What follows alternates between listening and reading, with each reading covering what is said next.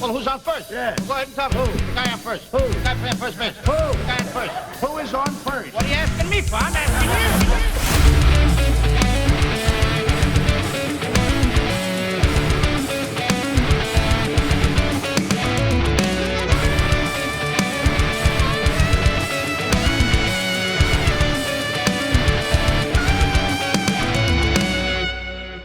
What is up, everybody? Welcome to this episode of Who is on First. Thank you so much for listening. We really appreciate you guys. We've got so much to talk about. As always, I am Tim Ellebrook. That's Brian Kaplinger and Michael Ramsey. Before we get started, we're going to talk a lot about the Home Run Derby, the All-Star Game, and everything. But again, before, make sure to give us a like, follow, and just honestly, just comment. We really appreciate the past couple weeks of the conversations that have been having and the hate on all the takes that we have. We love that just as much as anything else. Absolutely. So keep them coming. But boys, before we get started, did you have a good week? Did you enjoy the All-Star games? It was beautiful. I had a great time. Well, the All-Star game itself wasn't so great, but the Home Run Derby was a blast. Yeah, I mean, if you have Netflix, like, you should have been there watching it. We'll get into that later, but, it was a blast. And then yesterday, a day on the lake. You ain't ever going to complain when you get sunburnt on the lake. Yeah, I mean, I don't mind getting sunburnt, or I don't mind being on the lake, but getting sunburnt kind of hurts. But you take the good with the bad. Again, we've got so much to talk about. We're just going to go. Let's just hit the Home Run Derby and go to the game a little bit, and we'll have some fun. I put a video out. I don't know if it went out on our page, but when Walker won the Home Run Derby, I had the most childish freak out moment of my life, and I thought it was really fun and a cool thing to just talk about.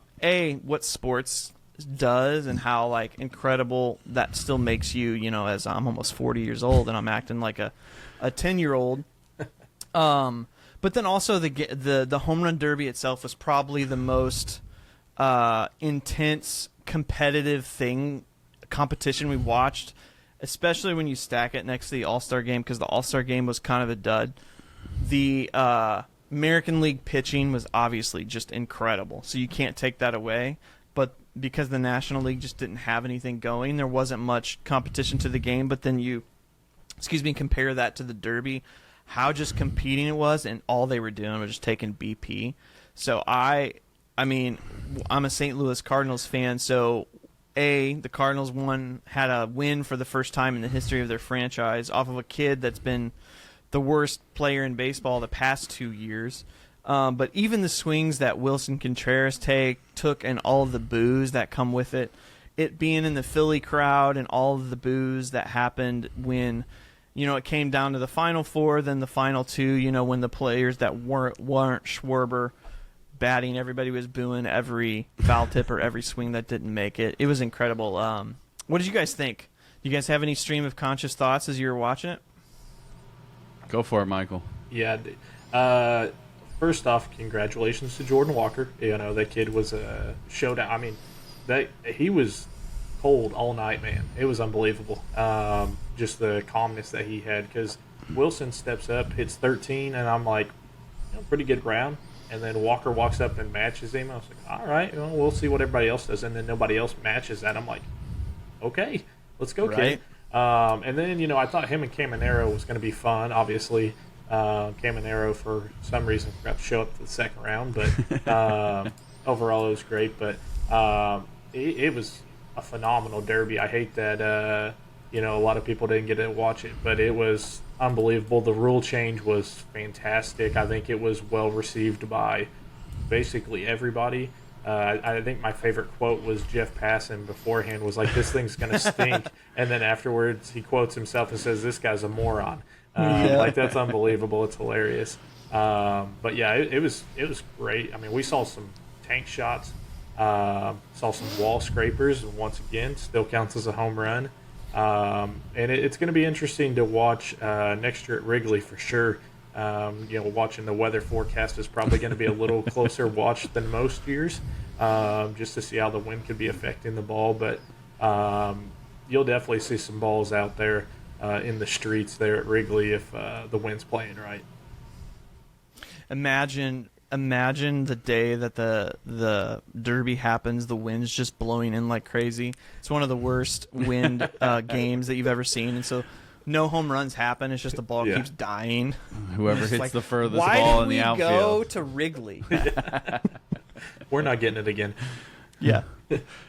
No, I mean, yeah. Again, as a Cardinals fan, I mean, obviously it's electric at what Jordan Walker was able to do. You said it, Michael. I mean, matching Willie, which I thought was amazing. I mean, knowing, kind of how he had been portrayed a little bit over the last week leading into the All-Star game, gets into the All-Star game, does the Derby, and then just kind of comes out amidst all the boos and just rockets some balls. I mean, it was just electric from the start. And so kudos to MLB for being willing to kind of go back to old school style in some aspects, but also still keep a newness and a freshness to the home run derby. I think, just the fun of it for me. I mean, Jordan Walker specifically, like kind of that homage, if you will, with the backwards hats and the chains and the T-shirt, walking up kind of like Griffey did. And, just that.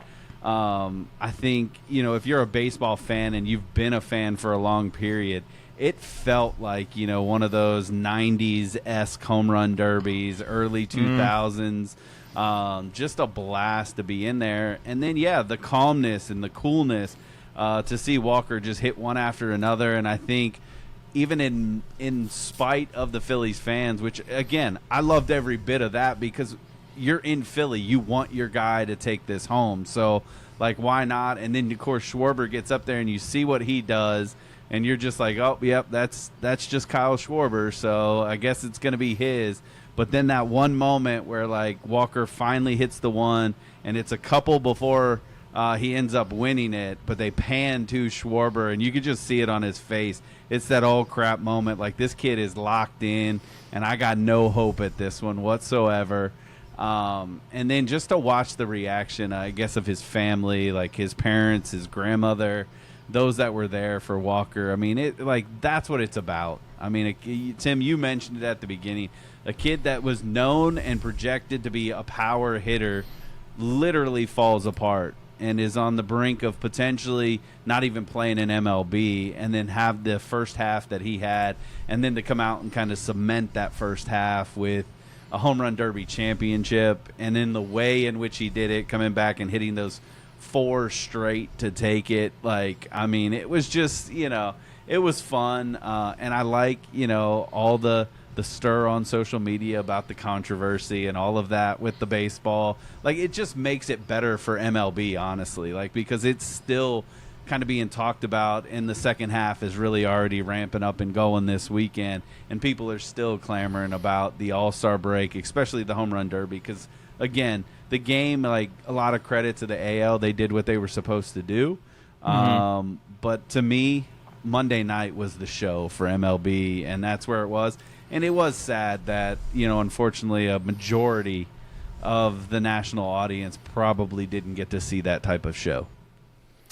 Yeah, a couple thoughts. I remember mentioning Wilson Contreras as a sleeper for that derby. Dude had I think he had the longest home run of the night, 490, I believe, and no one ever broke it. He had a 490, 487, and 482. I know Caglione and Caminero had some really, really big big ones, but I don't think Willie's 490 was ever broken. That dude was just... He was pumped up. His entire body was put into that swing, you could tell. What are you guys' thoughts about... I know we've kind of talked about with the Derby, like, it really is who you pick as your thrower and who, how well in sync you guys are. Ben Rice and Caglione having their dads throw and them kind of being the lowest seeds, I guess you could say. Any thoughts about if people will continue to do that or not do that? Well, yeah, I kind of have 2 thoughts on that. So I told you boys as soon as Cags walked up and they said his dad was throwing, I was like, oh no. Yeah. I was like, I would not have put my name behind him if I realized that his dad was throwing. But at the same time, Anthony Rizzo was talking on the broadcast, and he talked about how that was the one regret he has, was not having his dad thrown to him. Now, if you're a guy that's a perennial home run hitter, you're going to do it multiple times. Maybe your first time out, you bring your dad out and see what happens. But you saw it with Walker. You saw it with Contreras and with Schwarber. It matters who is throwing, because the big part is not just that the guy can get it across the zone, but they can put it exactly where you need it. And you know, they were showing the graphic, and that's what ultimately killed Caminero in that second round. Is pitches were getting a little further off away from him, and he was casting his hands out, so he was kind of getting around the ball. Versus, you know, those guys that, you know, shout out to the Cardinals pitcher. I mean, that dude was nails all night, just dropping them in there. It was an impressive showing, but I don't think it will deter guys that kind of have that, especially their first time. I think the learning moment, really more than anything for those guys, was, and you saw it from Cags and Ben Rice, but Ben Rice especially, is take pitches. Do not just sit there and swing just because the ball's coming in. Like, this isn't the derbies of the past where you have to swing at every ball because you're trying to, you know, hit everything out. You know, with this new ruling, it only counts for what you swing at. So take a couple pitches and see what happens then. You know, Cags finally started to find the zone a bit, but it was too late at that point. But I also don't know how much I trust StatCast on that ball that they had on Cags, because that was an absolute monster shot. Yeah. Are you talking about the third deck one, or one the that third decker? Yeah. That thing was ridiculous. I don't know about that measurement there. There's a guy on Just Baseball. His name's Peter, and he said he always tweets at games. He's like, I don't know what StatCast is saying, but Peter Vision says 600 feet. I love it.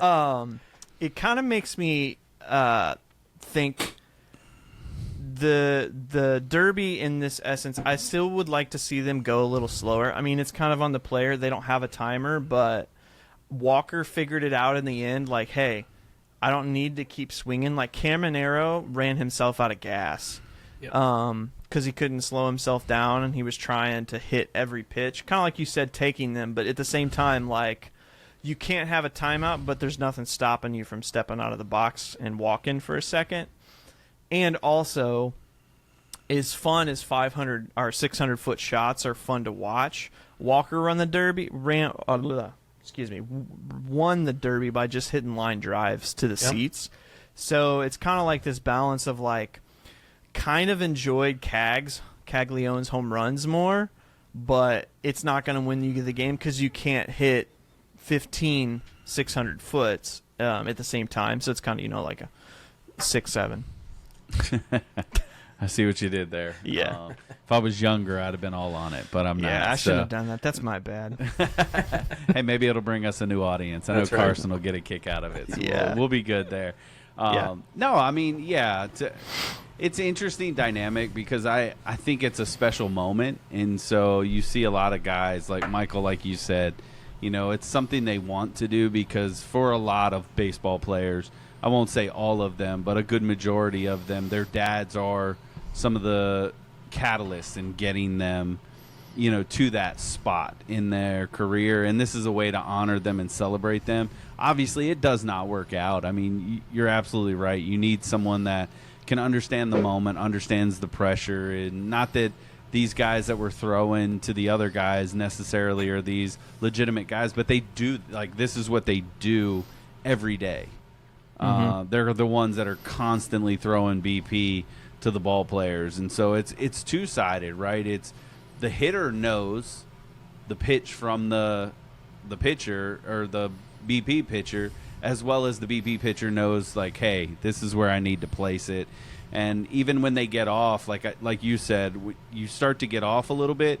What you saw is some of the BP pitchers, not the dads, were able to kind of even reset the hitters. Like, they would say, hey, take one, take two here, like slow down. And they helped control the pace, where I think dads sometimes, they get up there, they feel the energy from the crowd too, and they start pumping it in, and they might not be meaning to throw, like, you know, 70 versus 55, you know what I mean? And all of a sudden they're gassing it up a little bit, and the hitter's not ready for it because he's used to the guy who can control that speed, and it's more consistent across the board. And so it does throw you off, but, like, again, I'm not going to fault either of those guys. Like, if I had an opportunity, which I never would have because I'm not a power guy, so I don't think I can get out of the infield, so it wouldn't matter.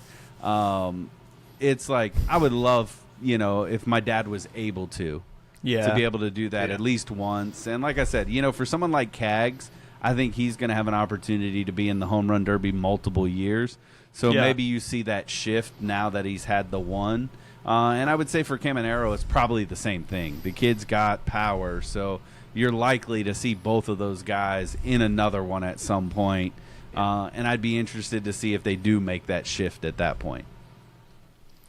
131 total homers hit, 56,343 total distance of home runs, which is equal to about 10.7 miles. Yeah.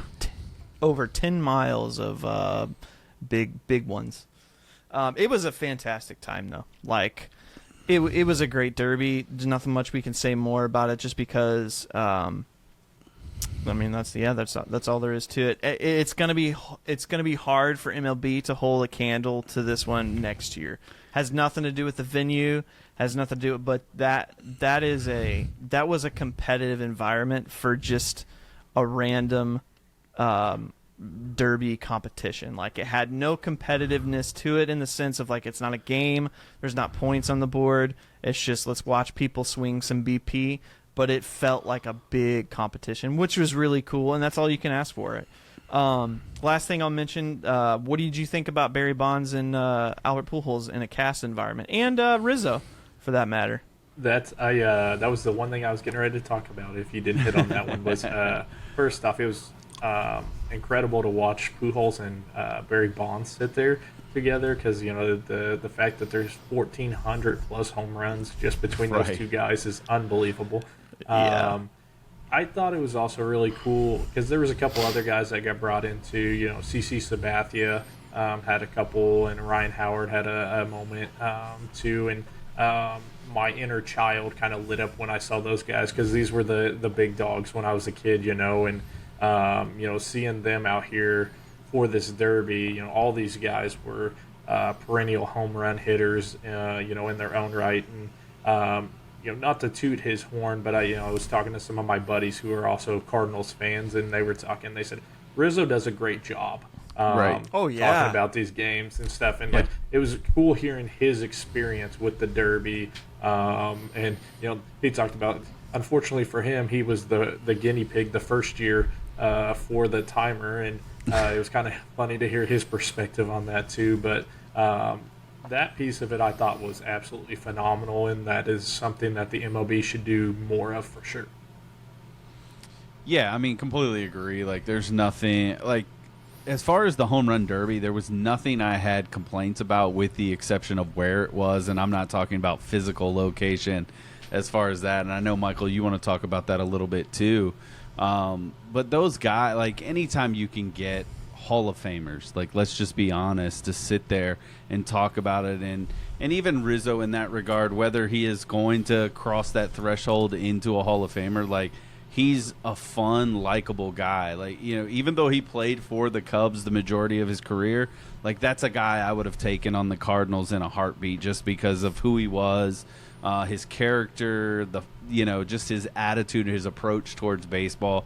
And he carries that into even this aspect of the broadcast side of it, which makes it fun. And I think it also brings validity to the game a little bit, because here you have someone who may not be, like, quote unquote, like, the greatest first baseman of all time, but he is a very skilled first baseman. He played this game at an extremely high level, and he brings insight that other people maybe have, but they can't bring it in the way that he does from a commentary standpoint, which is just, it's a lot of fun to have all of those guys, Hunter Pence, all of those guys being a part of that.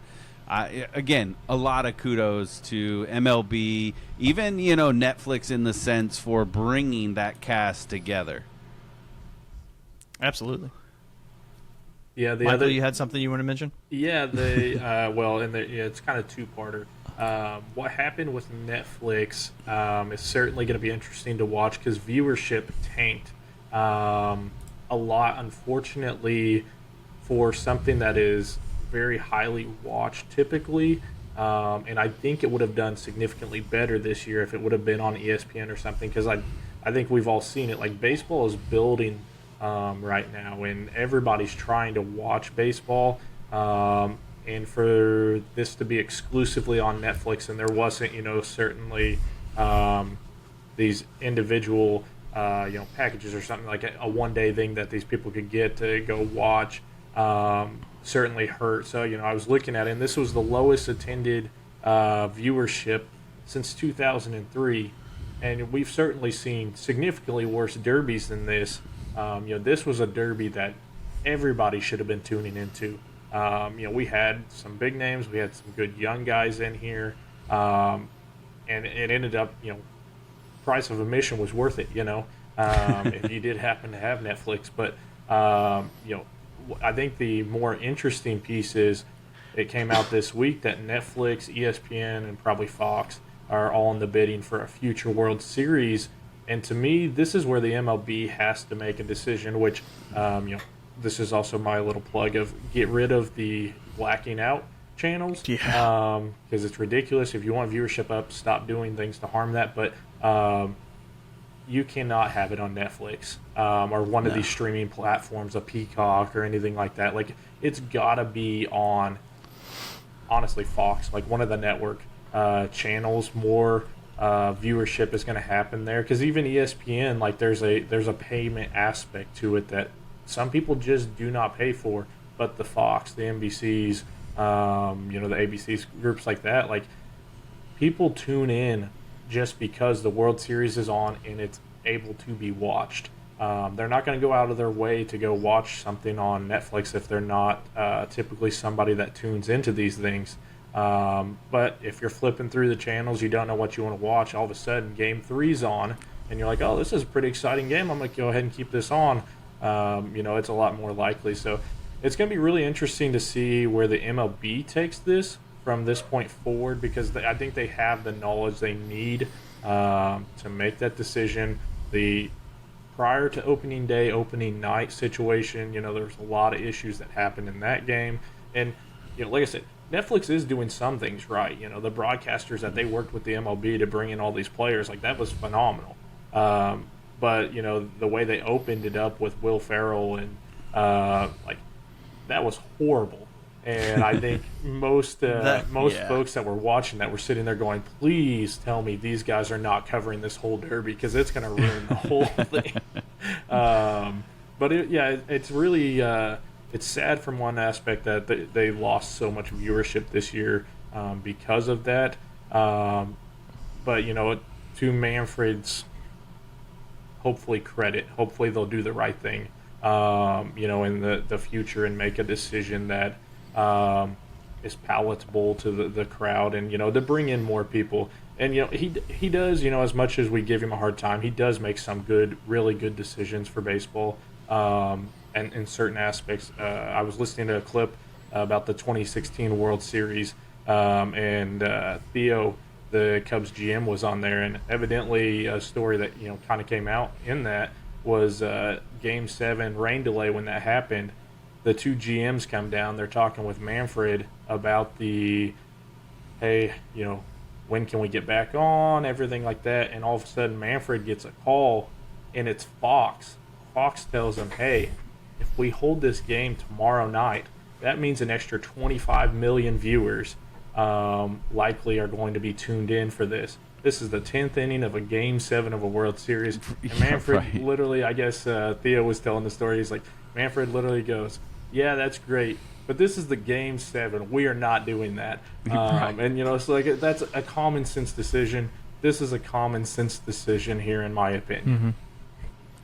Yeah, I mean, I'm not even gonna spend a lot of time on this. I mean, it's very unfortunate. I think what MLB got to see was that people aren't gonna buy a subscription to a streaming platform for a one-time exhibition style game. As great as it was, like I said, I mean, if I didn't have Netflix, I'm probably gonna find some way to at least kind of keep up with it, whether that's going to a friend's house that has it or whatever the case may be, because I want to see the games. I might have, gotten the free trial type of deal to get on and watch it. But I'm one that I love baseball, if you're trying to garner new fans, kind of a new relationship with the younger generation, I think we're learning that, like, you'd have been better off, in my opinion, signing an exclusive with YouTube if you're going to go that route, if you're looking for a younger, demographic in that regard to reach. Because Netflix is all about, like, just binge watching and streaming, your favorite episodes in a row, not necessarily this live TV aspect. Like,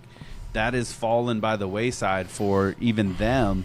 And so I think to do that, I mean, I'm sure Netflix gave a lot of money to MLB, which I'm glad that they, did. But on the one end, again, I think you're right, Michael. I think you find a way to get it to the networks if at all possible.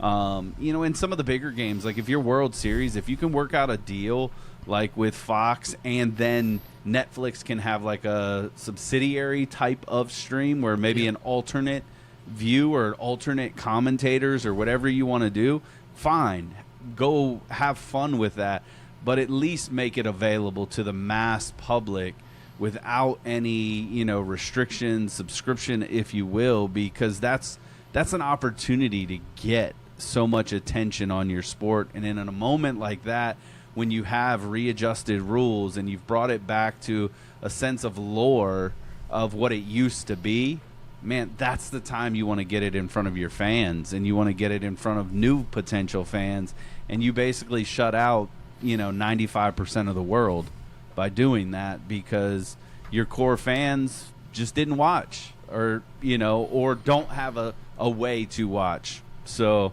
it's really unfortunate. Well, and I think it speaks volumes. Sorry, Tim. You're good. That the fact that the All-Star Game was like the best viewership that we've had in years. So it tells you the fans were there and would wanted to have watched that. Right. Because the game obviously was not nearly as good as the Derby. The fans were there to watch. They just couldn't. Yeah, I don't know. I have an interesting opinion on this, I guess. First things first, I didn't mind the Netflix broadcast from the sense of, like, the cinematography of it. I'm a little bit of a cinema nerd myself, so I think that probably plays into it. I think the camera work was just a little too much and too often. Mm-hmm. I would say Netflix's production doesn't understand the whole batter's eye camera view in baseball, like how much of a staple and important that image is. But I didn't mind the extra camera work.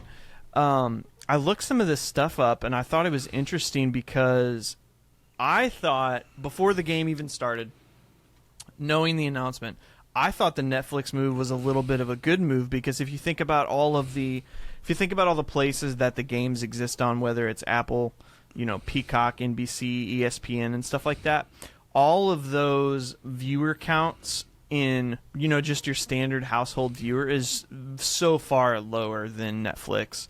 So Netflix reaches about and has about a 90 million domestic household view count.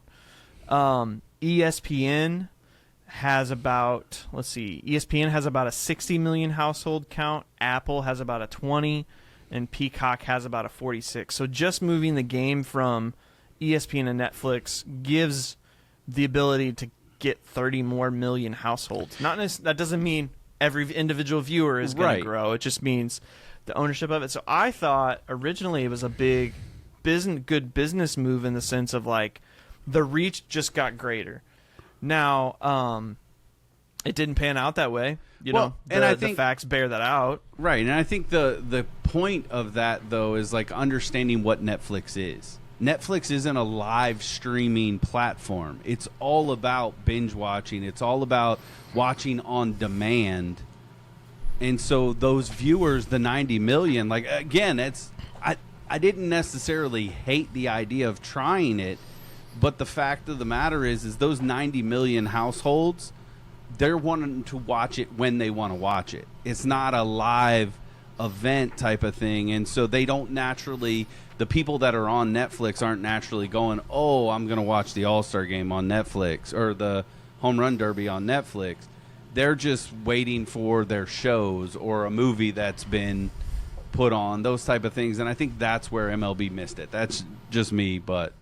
Yeah, I mean, no, I don't think that's a bad argument either, because facts still bear it out. Like Michael said, this was the lowest viewed concurrent. Now, we're not adding anything of like going back and watching it, but it's an Right. event that you don't necessarily go back and watch because highlights exist in the world of media today.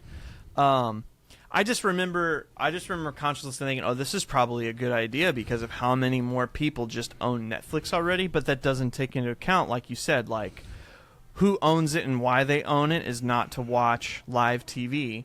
The only other thing I can think of is the other platforms being like Amazon. Amazon's kind of already owns games, some games in football. I think they have baseball games. They do. Once in a while. So it'll be interesting how they do it. I don't understand. Baseball is a weird sport in the TV market. I don't know. They have not or anywhere close to have this figured out because football has the market on live TV because of the way that the sport is played. It's once a week, less games to cover, but with the schedule that baseball games have, there's 162 of them. You can't national TV markets can't pay for all of that. They're going to lose so much money. MLB TV most likely can't pay for all of it either and own all 162 of everybody. So I don't know what the thing is, but Fox is kind of just the staple, like you said. I think that's been around for so long. You can't take it away from that, so maybe that is the answer. But I'm going to be honest, I hate watching Fox games because most of the time I can't watch it on my MLB TV subscription, which is where I pay for it. To your point, the blackout thing, I remember watching the All-Star game on MLB TV, so I didn't even hear Joe Davis's calls and stuff. I would listen to the Matt EV call, which I love Matt EV. Shout out his calls because he's awesome. But so like that opportunity was great for me. I didn't have to load up a Fox app or get anything for that. But that was not possible for the Derby, and most likely, usually, is not possible for most games that are moved to Fox on the weekends. So I don't know what the win is there. It didn't happen the way I thought. I thought it was going to be the most viewed just simply because it reaches the most people. But again, to your point, the streaming thing and live TV is just two different animals, two different houses. Yeah, I mean, it's fascinating because I understand what baseball's trying to do and get to as many, whether it's app-driven aspects as possible.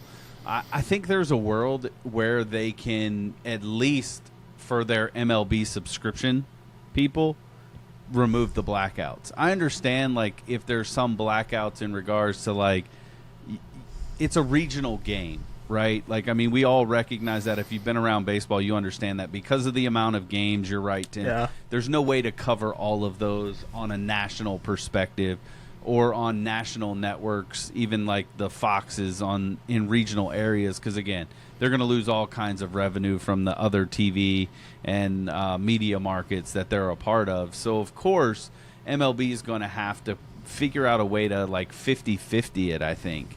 And I understand, again, giving regular season games away to some of these streaming platforms and those type of things, I don't think hurts too much. And I think it's a way to generate income. But on the same token, those platforms are going to want more than just one or two here and there. So it is going to be interesting to see how they play it out. But I think they've got to find a way to do somewhat of what maybe NFL does with, like, you know, its NFL Sunday Ticket. I think MLB Network really does a good job. Like, they have MLB extra innings that you can just get. Like, even if you could just do that and have that on, and I know it's a lot, but have it on every night for the good portion of the games. Like, obviously you're not going to be able to get a lot of the late games, but you don't have to, because like the Dodgers and those teams are always on MLB Network because they're the only games on late in the evening. So if you could do the MLB extra innings during the bulk of the games, where you could at least get the middle to the end of the early games and then the start of the late games, and then let those games go on, and have a subscription plan for just that. Like, you don't even get your team, you just get MLB, and you can have 4 or 5 games on at one time on the same screen, would alleviate some of this, I think. Yeah, it's fair. One thing, I just on the flip side, I would love to have local team games for playoff games.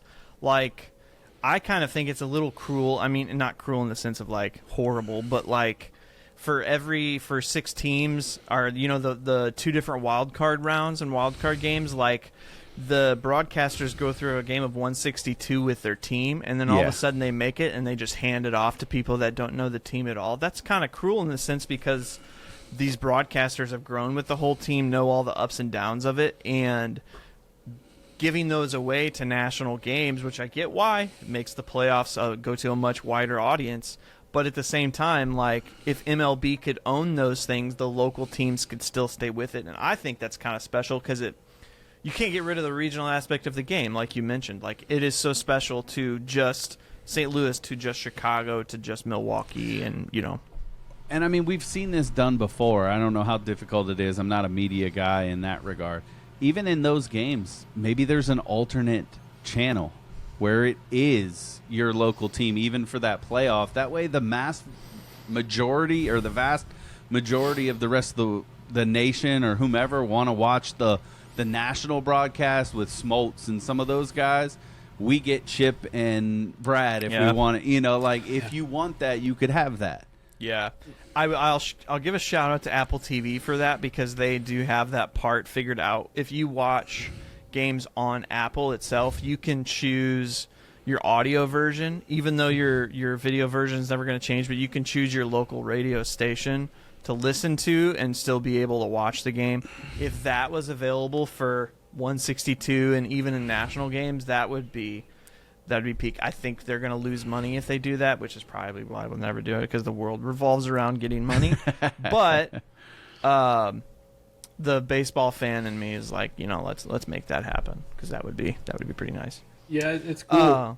Sorry, Tim. No, go ahead. Yeah, I mean, NBC's kind of done some of that where they've brought in some of these local guys to kind of do part of the broadcast with them. But at the same standpoint, like especially the playoff piece, like I'm a Pacers fan, and they're not a big market, and especially the smaller market teams, like these national guys don't know the team at all. Versus like the Dodgers, but you get a team like the Reds or somebody like that in there, and it's like Ellie De La Cruz, but they're talking, and it's like half of the stuff they're saying is not even accurate at all. It's like, right. Well, this guy's had an okay season, and whatever. They're just looking at the paper. They don't know anything about this guy, but the national guys know so much more. So that to me is like maybe you pull the piece together where you've got your national guys, and then still have one of the local broadcast guys from both. Maybe that's the piece that they could try to figure out. Yeah, which shout out to Jason Benetti because he's the perfect national broadcast guy. When he comes to a game, he owns it, man. Yeah. And yeah, those NBC games, there's always some sort of color commentator from the original team. Real quick before we move on, I want to mention the All-Star game. A couple things. What did you guys think about the Declaration of Independence signing? Cheesy or epic? It's cheesy to a degree, but I'm here for it. Like, it didn't bother me. I liked it. Like, I mean, obviously you're celebrating 250 years as a nation. We talk about baseball as America's pastime. And so, like the notion of it was great. I mean, was it cheesy? Sure. I don't think there's a way you do that where it's not. But, I mean, it's still fun. I mean, it's still cool. I still love that they're going to send it off to Cooperstown and it's going to be hung up, and I mean, it'll be something to be remembered. And I mean, why not take an opportunity that's just there for you? It's some of those things where it's like, we know that like this is corny and weird in every aspect, but when do you celebrate 250 years and you get America's pastime right here at the same? Why not? Let's go for it. I loved it. It was hilarious, and the memes that have come out of it have been even better. So I'm here for it. And like you said, it's cheesy, yes, of course, but that's part of an All-Star game. Like there's almost always some aspect of these All-Star games that's a little cheesy, but that's the piece that can be, the lineup card or something like that. Like it just can't be the game. We don't want the game to be cheesy, but right. You can do the silly stuff like that. That's fun. Everybody I think had a good time with it. The best joke I've heard about it is, I forget who mentioned this, but the players think they're signing their lineups, but in reality they were signing the CBA. I saw that one too. And they just had no idea. Oh, shoot. What did we just agree to? The other thing I wanted to mention from it is Dylan Cease was mic'd up for the first inning, and I'm usually not into field interviews, but I will say that particular pitcher interview was pretty incredible. Now, a couple caveats to it. The dude's disgusting, super dominant. The All-Star game itself is very, very pitcher-friendly because game planning isn't the same. You know, Right. like the staffing for each team is not the normal staffing that players will get. They're going to see a different pitcher in every inning, so you're never going to see the same guy twice, so you can't prep and game plan for it. So pitchers are automatically already have a big advantage, but seeing the catcher and Dylan Cease, I guess it was Langoliers, seeing Cease and Langoliers talking back and forth, and then the broadcasters asking him, hey, what are you going to throw next? And then saying that and then executing it was like amazing entertainment. Would you guys ever like to see that in normal games? I mean, yes, I would. I would love it in that regard. I think it's something you can't do every game. Like, I think those key games, like, I think for, like, the Cardinals, like, when you're at Busch against the Cubs, or even, like, right now against the Brewers, it'd be a blast. You know, you have some of those high-profile games to mic up some of the players or a pitcher, if you will. I mean, the problem is like not all teams have great dominant pitchers, and you don't want them talking while they're pitching because they can barely throw a strike as is. So, you know, that's the challenge. You got to be a little bit more picky when it comes to those things. Sure. But like when they do it, it's fun. Like they do it, they, you know, kind of beta test it, if you will, in spring training all the time, where they have a player mic'd up and then they're in the outfield and the ball gets hit towards the corner, and you get to see just the human nature and the character and just the fun of some of these guys. You bring out the human side and the element of,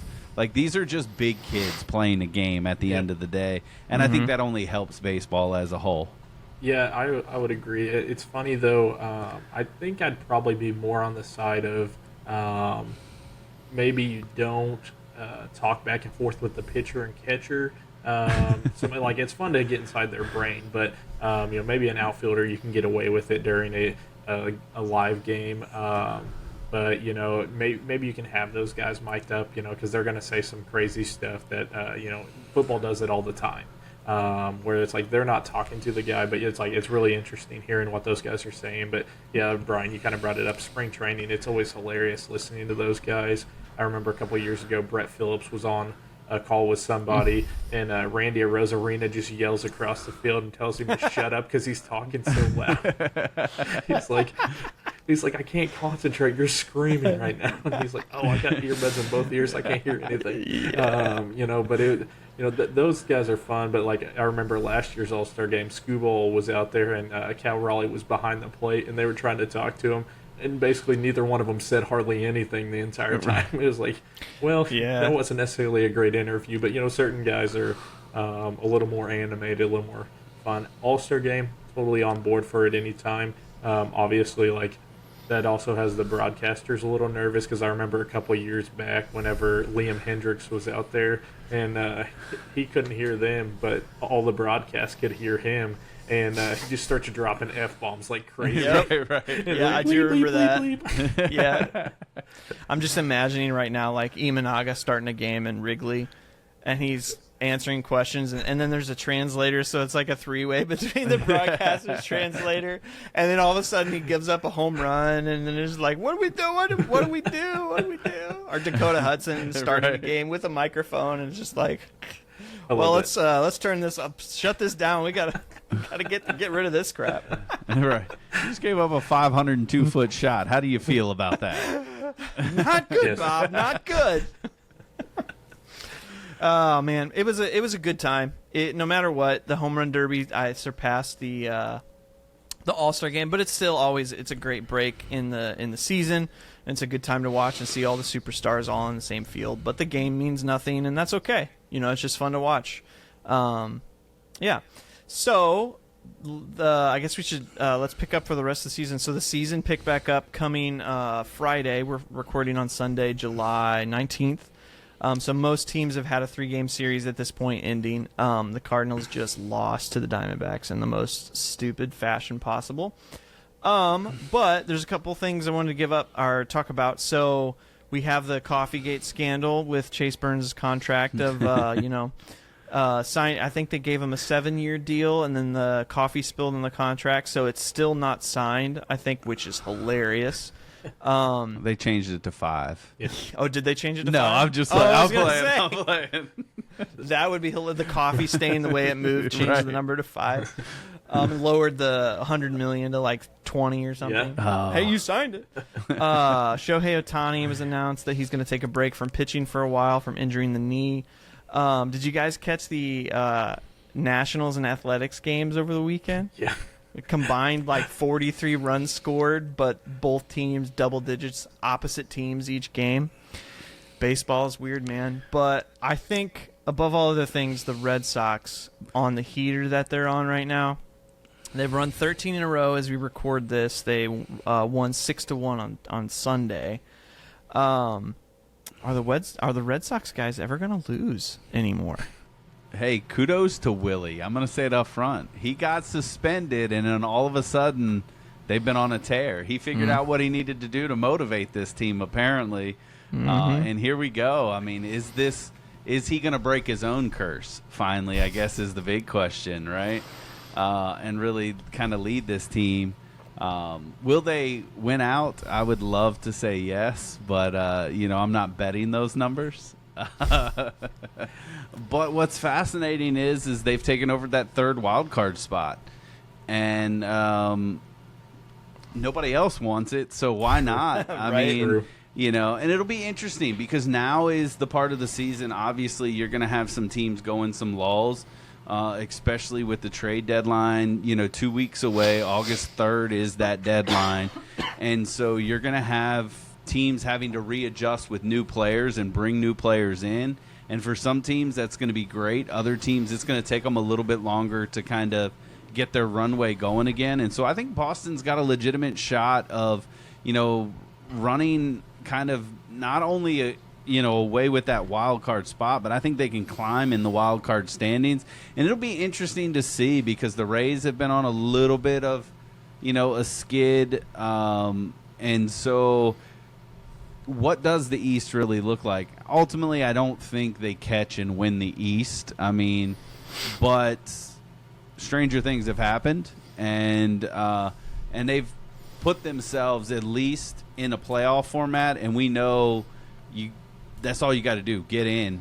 And if they stay hot in that regard, they're going to be a tough team. That pitching, even without Garrett Crochet it's legit. Yep.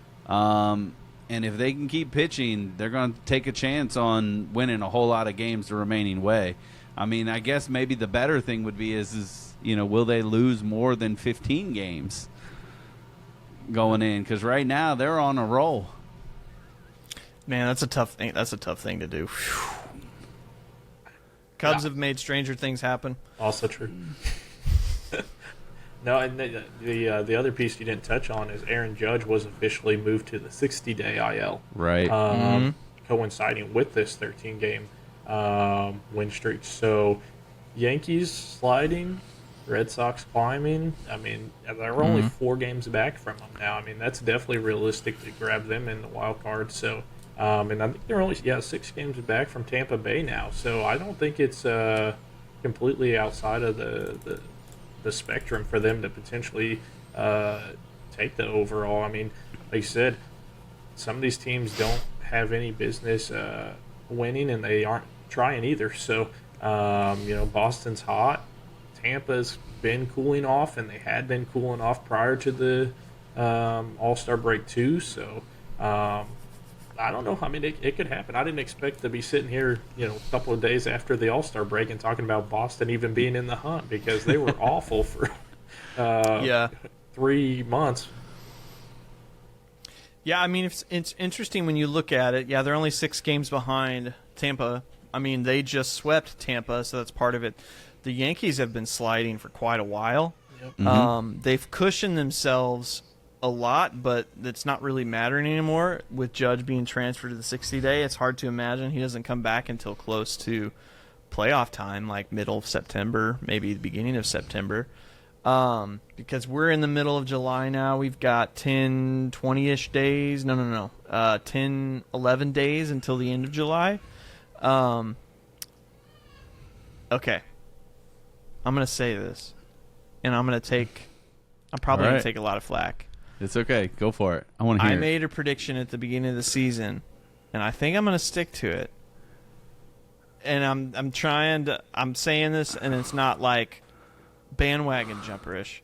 I still think the Sox are probably going to be in the World Series. If you think about the team makeup that they have, they're a really good position player short. I mean, Roman Anthony is non-existent this entire season, pretty much. Supposed to be it. We don't know what he is, obviously, yet. He's paid like he's going to be. If they swing a bat somehow and put him in the outfield, like rumor has it, they're going hard after James Wood. Imagine James Wood in that lineup with Willie. And I'm not saying that is going to happen, but imagine they do something like that. They've got some of the best pitching in the league still. Yep. They've had a team ERA over this whole stretch of 1.8 in this whole win streak. Peyton Tolley, Sonny Gray, Connolly Early is on. I believe he's been set down and on the IL. Jake Bennett is kind of showing up a little bit. We don't know what else it's going to be. Ranger Suarez has kind of been up and down a little bit. He was on a heat stretch, but he just went on the IL. Don't know when he's going to come back. They've got a really solid team for a playoff run. Willie's got a lot of playoff experience. It's not far-fetched to imagine that team makes it. I saw a tweet that said this Red Sox team is the 2012 and 2013 team combined, like the best team in the league in a stretch and the absolute worst team in the league. They've been the lowest of low of possible and the highest of high. So it's kind of not far-fetched. It's a little like hot to say, hot takey-ish, but I think I'm still going to hold to my, even if they go on a Yeah, I mean, if they make the right moves, that's going to be the biggest thing. Because you talk about Anthony, can he come back, and what's he going to be? What's the ramp up look like? Can they get James Wood? I mean, obviously, I think they have the pieces to pull off a deal of that magnitude. Whether or not they're going to be able to outbid someone, let's say like LA, if LA really decides to get involved in it because they find out that Wood is available. And they could definitely put him in left field and be even stronger than they already are.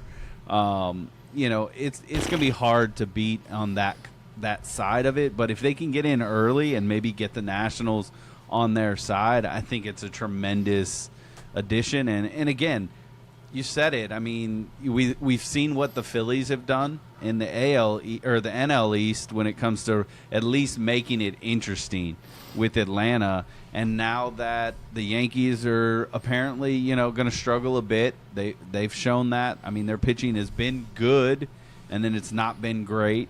And so how are they going to replace Judge? That's going to be the big thing because, again, that's why I say 2 weeks is really going to tell a lot. Over the next 2 weeks, when August 3rd comes and ends and we see where everybody lands, that'll be telling for Boston.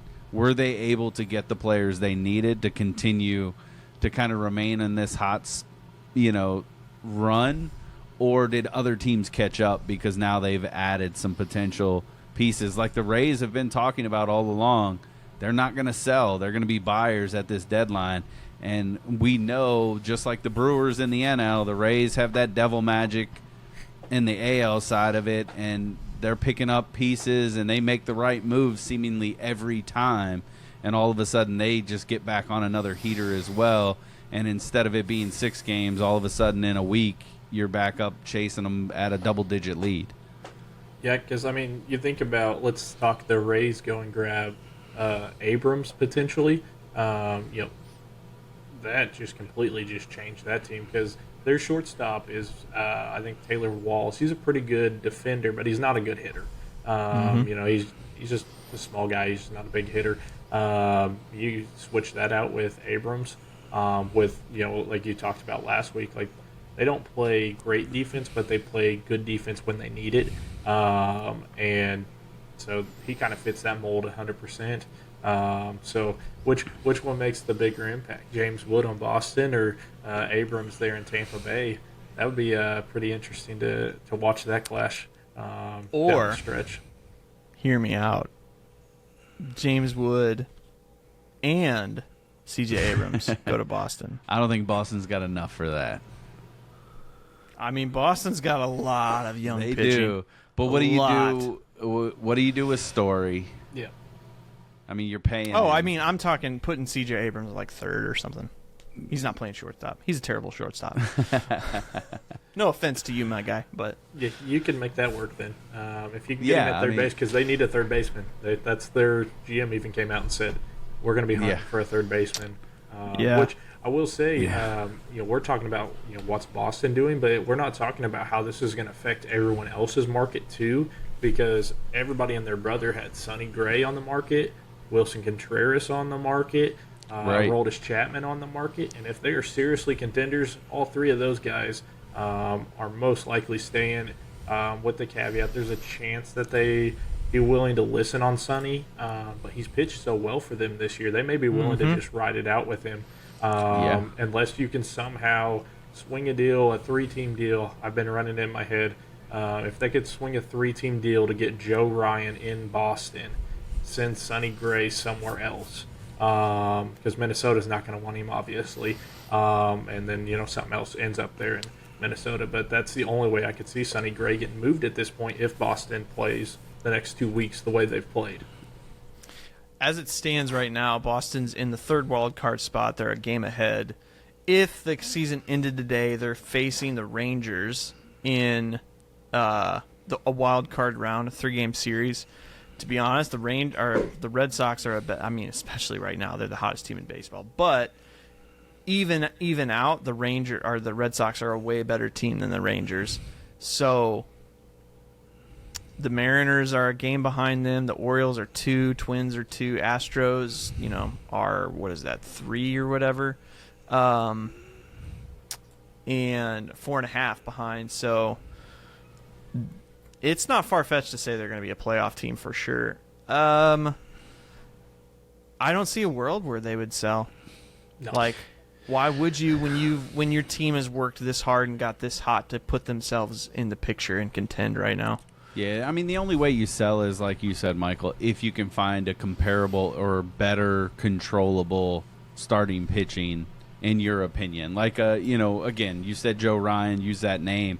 I mean, because you're going to get another year out of that, plus maybe more if you can get him to sign an extension. He's, you know, arguably on par, if not ultimately better than Sonny Gray long term. Maybe not right now, but I think he pitches well, and he pitches in the same, you know, dynamics as a Sonny Gray. I'm not saying they should. I mean, if it's me and you've put yourself back in this position, go add, and then some of these guys you can look at moving in the offseason if it doesn't pan out, but give yourself a shot to a deep playoff run if you can do that. Well, I mean, yeah, realistically, you brought Sonny in knowing that you may trade him, but you brought Wilson in hoping that he was going to be a piece to help push you in the playoffs. And Sonny, you know, if you got a great year out of him, great, you know, that just adds to an already really good pitching staff. Obviously, Crochet's not been there like they thought he was going to be, but Sonny's honestly been nails for him all year, so he's kind of picked up that role. Obviously, kind of a different way he handles himself, but you know, still getting wins. So yeah, it's really interesting. And Tim, you know, at first when you first said that, I'm like, yeah, I don't know, but then you know, I think at the same time, we all had them pegged as, you know, either the best team or one of the 2 or 3 best teams in the American League, and you could honestly say 2 or 3 best teams in baseball overall with the pitching staff that they acquired plus the position guys they got. Obviously, I think they knew pretty much that they were probably going to have to get a third baseman at some point They brought Durbin in hoping that last year was not a fluke.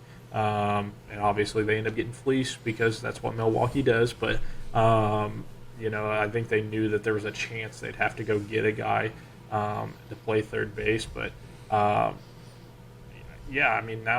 that I think through it, you tell me which team in the American League you believe in more than if this Boston team gets there. And the Rays maybe, with the way that they've played, just for the fact that they've had a really nice season.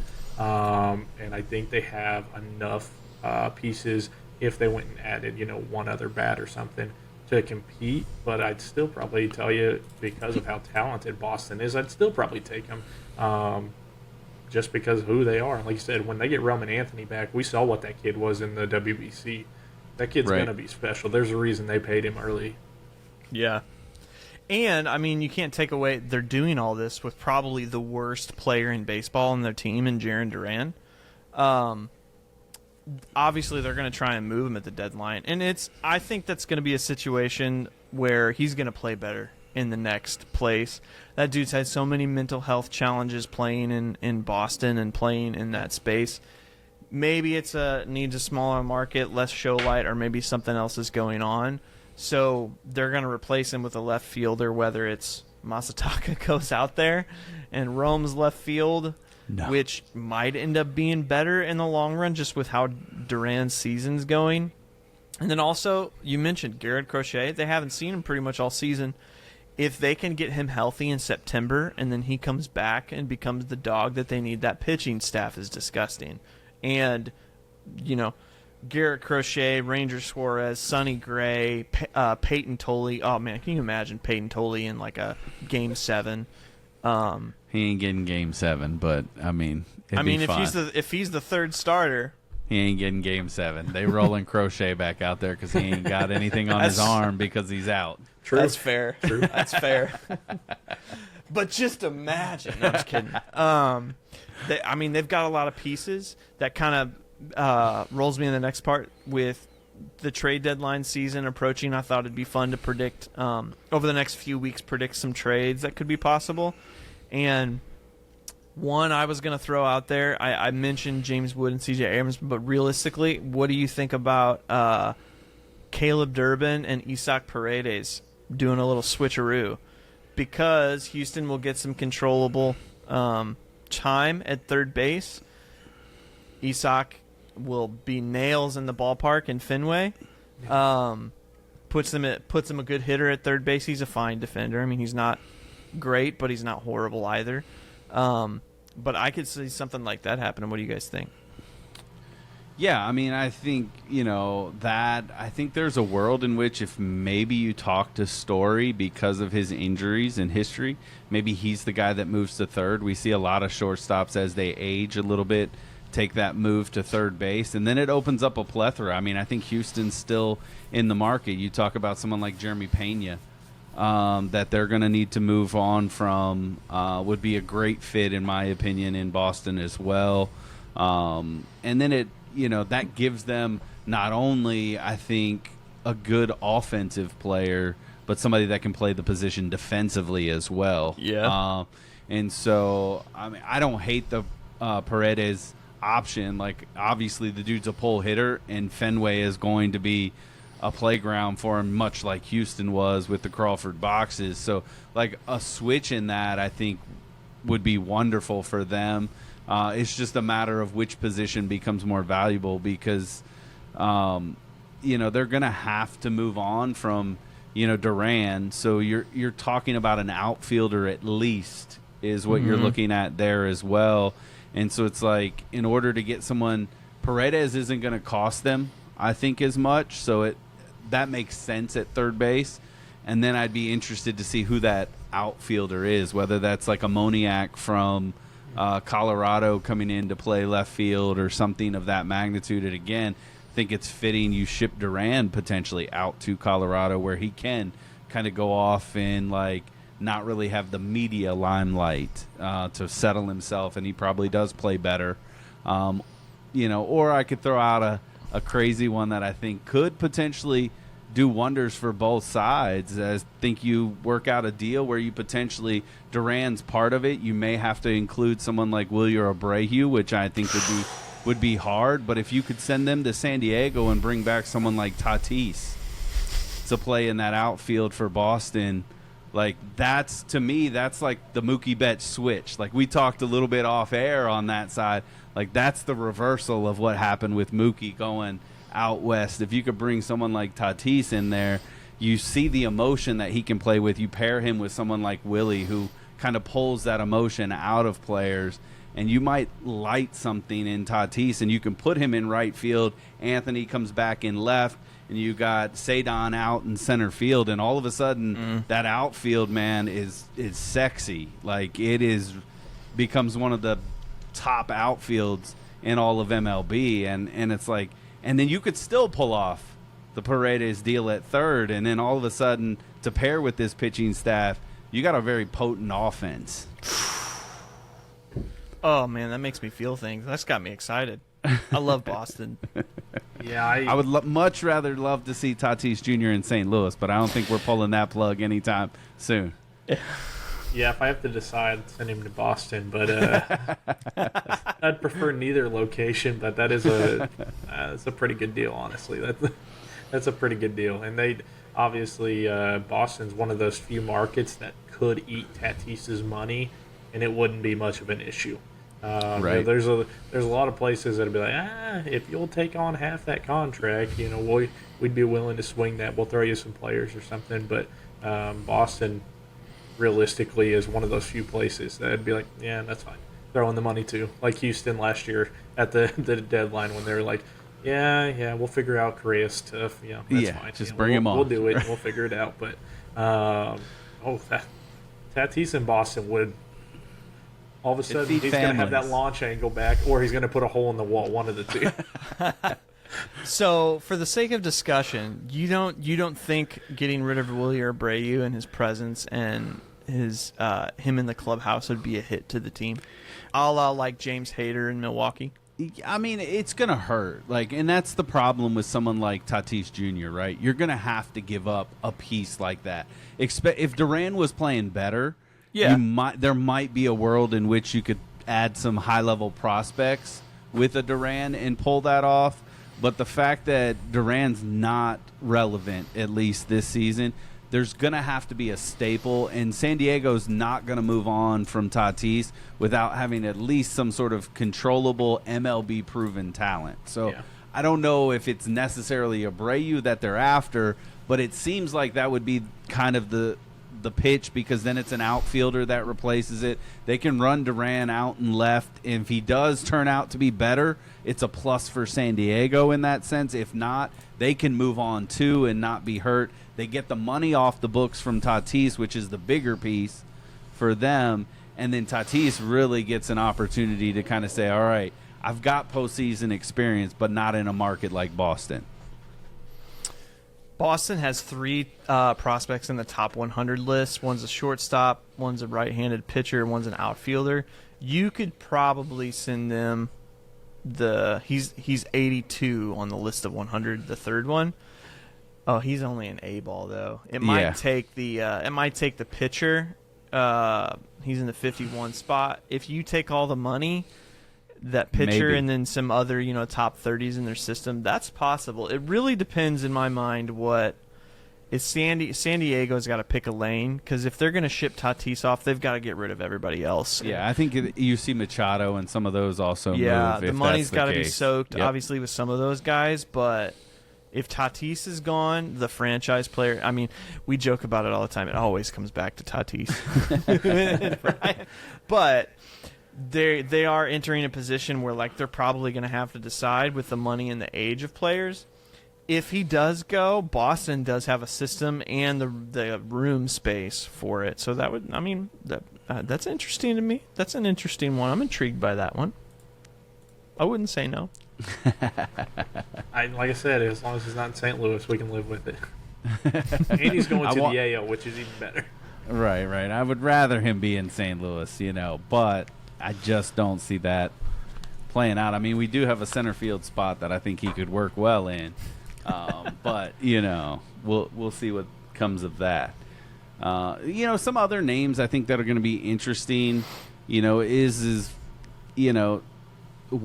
is Tampa Bay really going to do? Like, we're hearing the rumblings for them of looking at Skubal and players like that, and they're all in. But what does that really mean? Because we haven't seen this from Tampa Bay. And if it's just them saying, hey, we're in for just this season, because let's be honest, they're not going to re-sign him to a long-term contract. So even if they are able to work with Detroit and get something or get him while giving up some pieces, it's a rental at best. And are you really going to want to pay the price it's going to take to get Skubal just for the remainder of the year? I mean, Tampa Bay might, but I don't know. Some fascinating for me is I want to see the White Sox do something special. I want to see them go out and maybe kind of solidify a piece here or there. I don't know what that looks like for them. Obviously, I think pitching would be a good step up for them. How fun would it be? It's never going to happen, but how fun would it be if Ryan ended up in the White Sox organization? I mean, it'd just be crazy, but that's a division, rival aspect, so I don't see it happening. Oh, Joe Ryan. I was like, yeah. The other Ryan, I was like, what? No. Realistically, I would love for the White Sox to reach out to St. Louis about Dustin May. I think Dustin May would fit tremendously for the White Sox, give him a little bit of depth. He doesn't have to be, the main guy there. Some things like that on the smaller side I could see. Imagine the White Sox go after Tarek Skubal. That would be something right there. That's going to be costly. I was going to say, you're going to have to pay a little extra for that on that side. There's some fascinating things because, there's a small storyline starting to come out, like Moniak from the Colorado to St. Louis, which doesn't make a lot of sense to me on that side because unless you're telling me Nootbaar's moving on, why would you need to bring somebody out like that in, especially when you got someone like Baez who's raking in AAA? I would much rather move Nootbaar out and give him a legitimate shot to see if he's actually going to be an MLB player. But that's, that's beside the point. I think maybe the one that intrigues me the most, the player per se, is going to be C.J. Abrams because he is being talked about by a lot of teams, whether it's Tampa Bay, especially in that east side. The Yankees obviously need shortstop help. And the only other name out there that I would say comparable would be Pena. But there's a lot of teams that could really, you talk about Atlanta. There's a lot of teams that are vying for some shortstop additions, and those guys could end up there. I would love probably to see C.J. Abrams in Atlanta above all places, but I think he ends up in New York ultimately. Whoever talked about Mickey Moniak to the Cardinals has never watched a Cardinal game because last time I checked, they need bullpen help, not offensive help. Right. I'm going to make one bold. I'm going to call this a prediction because I do think this has a big chance. The New York Yankees need a catcher really, really badly. Francisco Alvarez, I think, is a great pickup for them. It's going to cost them because it's definitely, it's got the whole New York thing is a part of it. Hunter Goodman's an option, but I think Colorado, I don't think Colorado will give him up too easily with the Yankees, but the Mets are kind of in a position, I think, worse than Colorado just because Colorado's used to losing, and the Mets have got to turn it around pretty quickly. I could see a world where the Yankees figure out how to get Alvarez, and that would be a big piece for them because he's already an offensive proven player. He's a great defender. Maybe not elite, but great, and they need a catcher that can hit and be a average defender. Yeah. And they got a lot of pitching prospects. I mean, I think we all realize that the Mets are going to go fire sale mode here. So they may be willing to make a deal on him because I think there's a piece of them that was ready to build around him and some of those other players as well. Obviously, him not being the focal point, but I think that they thought their team was in a different spot than they are.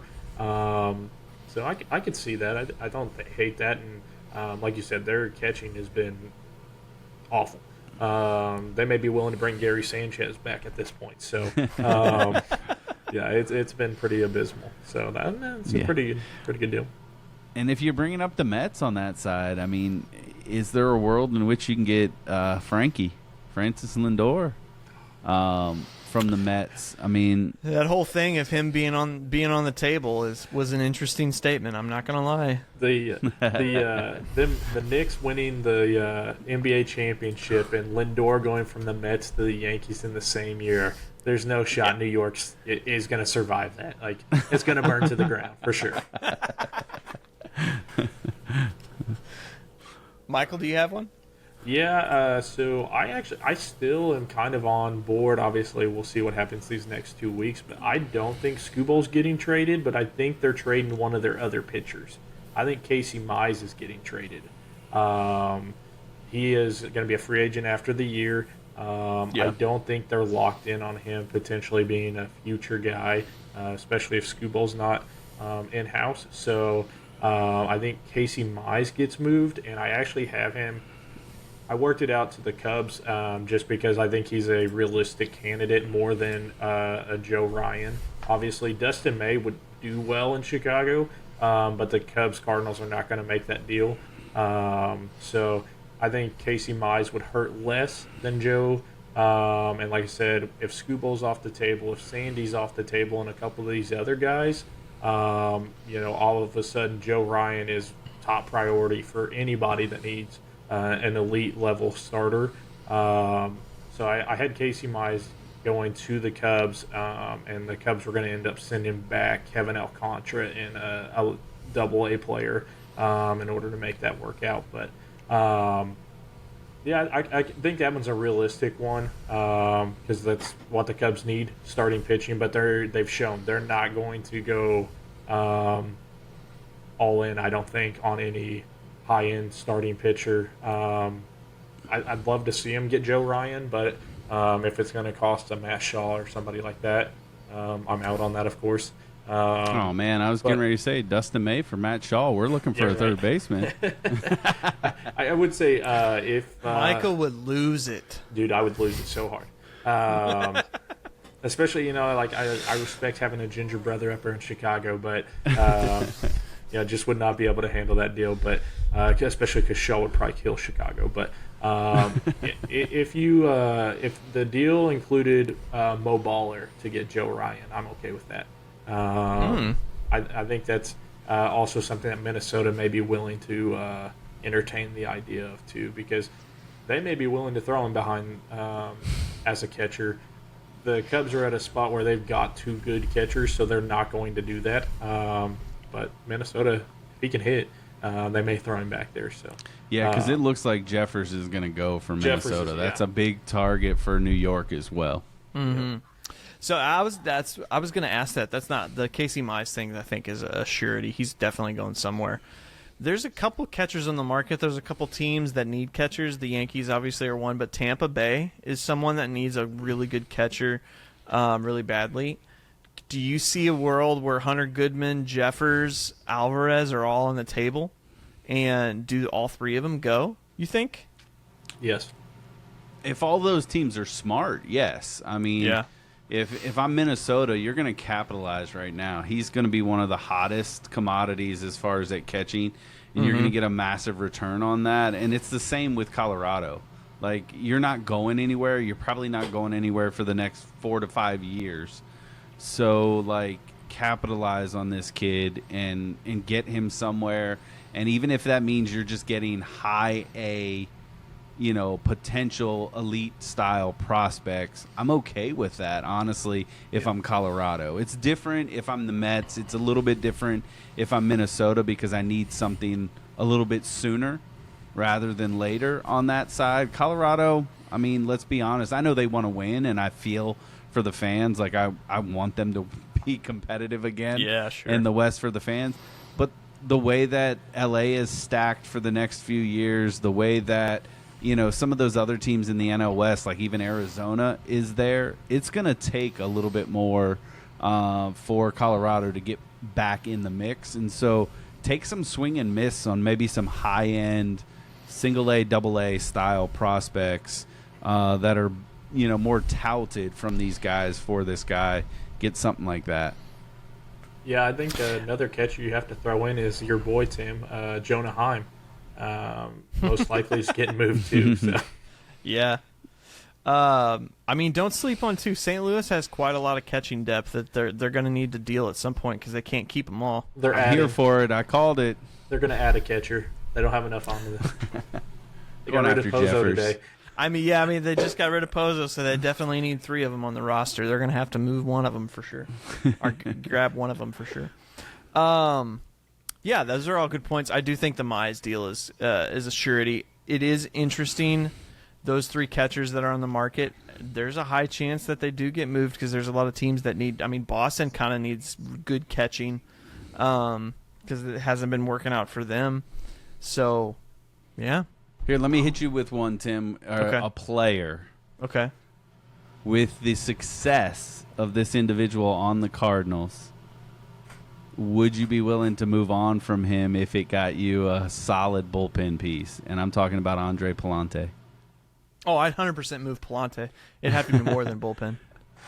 Yeah, the way he's pitching this year, I think he's made himself a commodity, and I'd be interested to see if there's some teams, much like the Cubs in the sense, and obviously the Cubs aren't going to be in on this, but maybe a Tampa Bay or maybe, somebody that's just looking for a little bit more depth because obviously he's not going to be your frontline guy.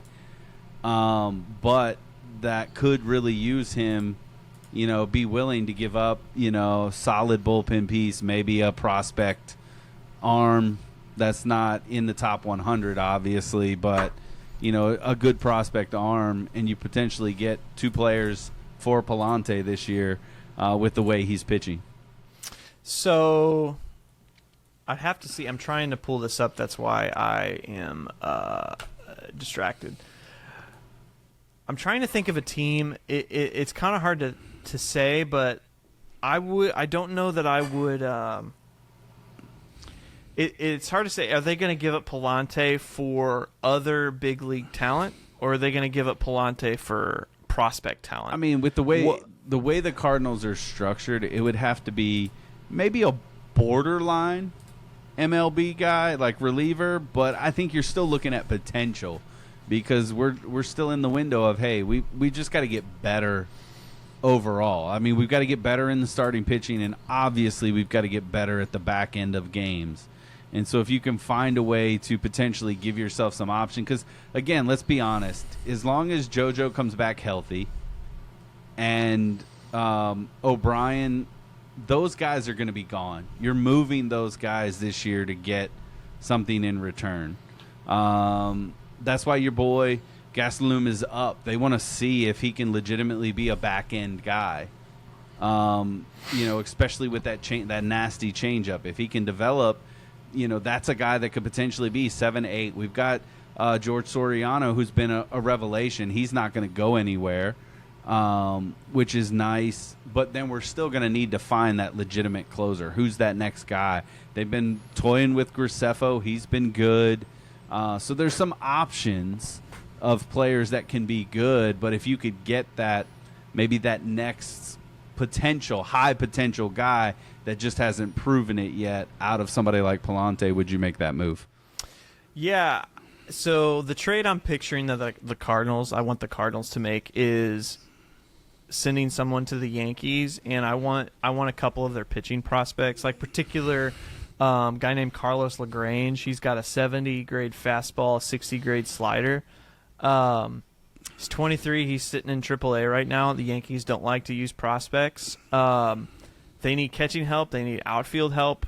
I don't know that Palante is the move for that because they're you kind could do of a like Nootbaar. Yeah, I was thinking Nootbaar and a catcher for a couple of those prospects. But Palante, he's got a lot of value. He's not going to be a long-term core member of the team. But, he's probably our second best starting pitcher right now. Right. Which is crazy to think because of the season that he had last year was pretty atrocious. But, props to him for turning it all around and figuring it out. But I would 100% send him. That's actually a part of my prediction list that I put. I commented on somebody's Twitter for predictions for the deadline. I think Palante is moved just because of the value that he has. He has more value than Dustin May. He's got more control, and he's better. I mean, Yeah. bottom line. I hear but Matt Shaw for Andre Palante. Would you say no? Yes, too many home runs have been hit off that man. Then Michael Bush won't be able to have his success anymore. That's right. That's right. You just don't take him out of the house, you know.